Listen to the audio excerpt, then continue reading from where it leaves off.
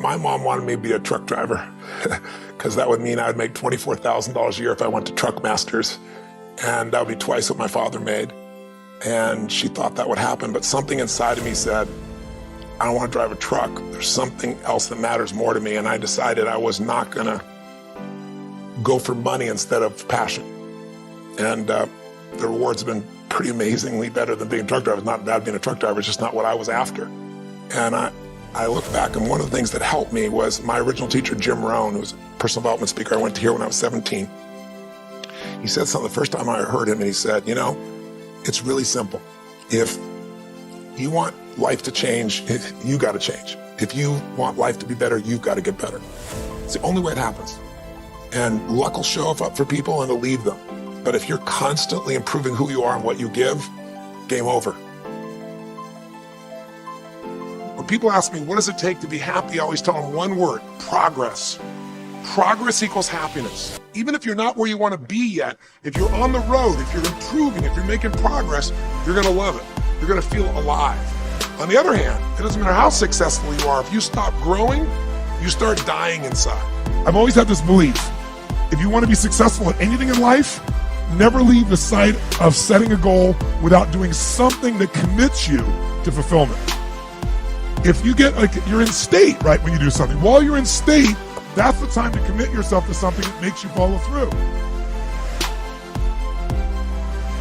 So I'd call somebody up, I'd schedule something, I'd lock in the next meeting, I'd sign up for the class, I'd enroll the guy who was gonna mentor me, I'd set the meeting with a mastermind of people I met. I did something so that whatever I committed to, there was something when I went home that would pull me there. It's structure. This could be the greatest time you ever live if you control what you focus on, if you find a more empowering meaning, and if you decide to model the actions of those who succeeded before you. It can be the best financial time, the best emotional time, the best spiritual time of your life, but you better take control of your state. And if you think you're gonna do it just by today, you're wrong. You're gonna need to get yourself some rituals. Right now, every one of you in this room is controlled by your rituals. I don't just mean this one, I mean every morning you get up. I know your body, I can look at your body right now, and I can guess your rituals. Some of you, your rituals to work out 5 times a week, I can see it clearly. 4 to 6 times a week, it's obvious. Because you couldn't look like that if you didn't do that. Some form of workout, I don't care if it's walking, lifting, whatever. Some of you, it's obvious that lifting weights is part of it. You can see by that man's muscles. I know what his rituals are, because your life comes from your rituals. And if you don't develop the ritual, you're kidding yourself. How many agree with me on this? Raise your hand and say, I. And there are rituals that put you in state, and there are rituals that take you out of state. But if you've got that focus, the target, and you got the toolbox, and you're still not getting what you want, it's because you got inner conflicts. That's the third pillar. You got to resolve your inner conflicts.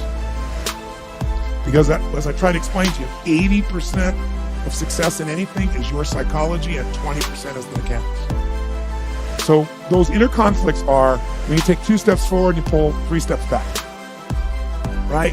When you say, boy, I'm totally committed to this, but you don't follow through. This is my expertise, the why guy part. Why? Why do you keep saying you want this? You have crystal clarity, you have the tools, and you're still not getting it? There's a conflict in you. Align your life with what is most important to you. And then once you are in a position where you're aligned, guess what you'll do? Take action. You won't have to work at it. When everything's in alignment, there's nothing pulling you away, boom, you go for it. Progress comes when you tell yourself the truth and you're able to feel the uncertainty and take action anyway. The thing that stops us all is fear. It's no surprise. Fear of failure, fear of rejection, fear of the unknown, fear of not looking good. And that fear we could translate into the simple thing of uncertainty. Now, when you look at someone who's incredibly successful, you look at someone who's truly a leader in their life or in their field, the one thing they have in common is they exude this sense of certainty. And where's that come from? Is it inborn? Are they lucky? Are things just going their way? No, great leaders know how to step in the uncertainty and bring the certainty to the situation.